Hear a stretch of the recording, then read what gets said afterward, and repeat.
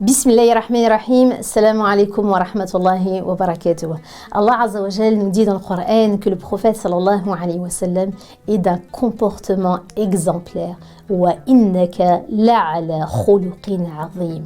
Un comportement exemplaire, c'est un comportement à avoir avant tout avec notre Seigneur.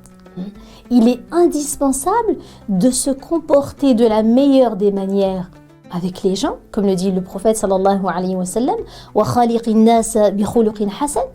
Mais n'oublions pas de veiller à notre comportement envers le Seigneur des gens. Je me dois de bien me comporter avec celui qui m'a comblé de faveur, lui qui m'a donné la vie, lui qui m'a donné la foi, et vers lui je retournerai. Alors, tâchons d'entretenir un véritable lien avec lui, comme celui de l'amoureux avec l'être aimé. Quand tu aimes quelqu'un, tu aimes partager des discussions avec lui, tu as besoin de te confier à lui, tu as besoin de confier à cette personne tes espoirs, tes craintes, tes attentes, tes besoins. Même si cette personne ne peut pas répondre à tous tes besoins, eh bien, tu as besoin de lui parler, d'être à ses côtés.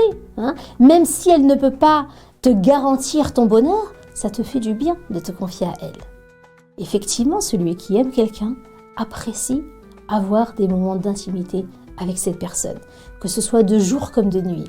Et notre bien-aimé prophète, sallallahu alayhi wa sallam, l'avait bien compris. Il invoquait sans cesse son Seigneur et il se soumettait complètement à celui qui l'aimait et qui l'aimait, à celui qui l'avait créé et qui l'avait élu, à celui qui fit de lui un exemple à suivre, un courant qui marchait sur terre.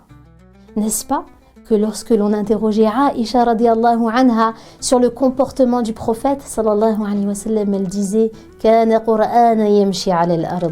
Elle disait qu'il était un courant qui marchait sur terre. Il était effectivement la représentation vivante de ce que Dieu attend de nous. Il aimait invoquer Dieu de jour comme de nuit.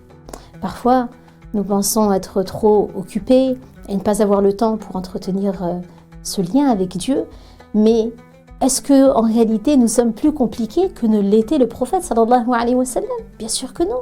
Le prophète alayhi wa sallam était très occupé, il avait plusieurs casquettes. C'était le messager de Dieu qui était envoyé à l'humanité. Il était chargé de transmettre la révélation, de l'expliquer à ses compagnons. Il était chargé, il était chef d'État, il était leader politique, il était gouverneur, il était juge. Le prophète alayhi wa sallam était juge, arbitre. Il devait aussi régler les conflits entre les gens avec équité. Il était commandant militaire, il formait ses compagnons, il les éduquait, il était un réformateur social.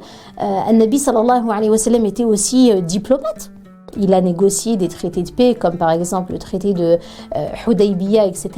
Donc, on voit que An-Nabi alayhi wa sallam avait beaucoup de casquettes, et je n'en ai cité que quelques-unes. Il était commerçant, par exemple, il était gestionnaire, il était aussi époux de plusieurs épouses. Il était juste envers elles toutes, il donnait son haqq à chacun. Mais malgré cela, le prophète sallallahu alayhi wa sallam était reconnaissant à l'égard de son Seigneur. N'est-ce pas que Nabi alayhi wa sallam priait toute la nuit? Il priait tellement que ses pieds étaient en sang, et son épouse lui demandait « Mais pourquoi en fait tu te donnes autant de mal ?» Et il disait que pour lui, il ne s'agissait que d'être reconnaissant. Voyez?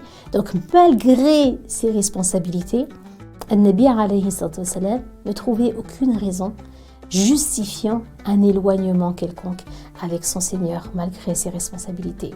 La fatigue ne l'empêchait pas de s'adonner à la prière de la nuit. La fatigue ne l'empêchait pas d'invoquer sans cesse son Seigneur. Et il était en cela un véritable exemple pour nous.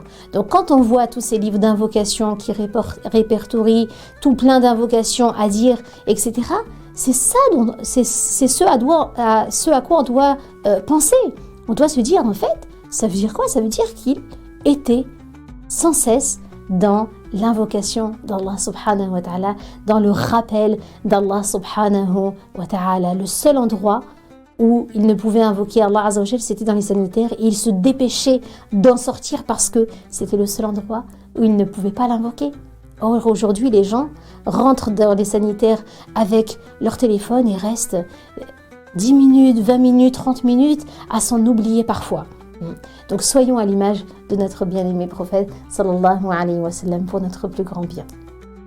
Assalamu alaikum wa rahmatullah.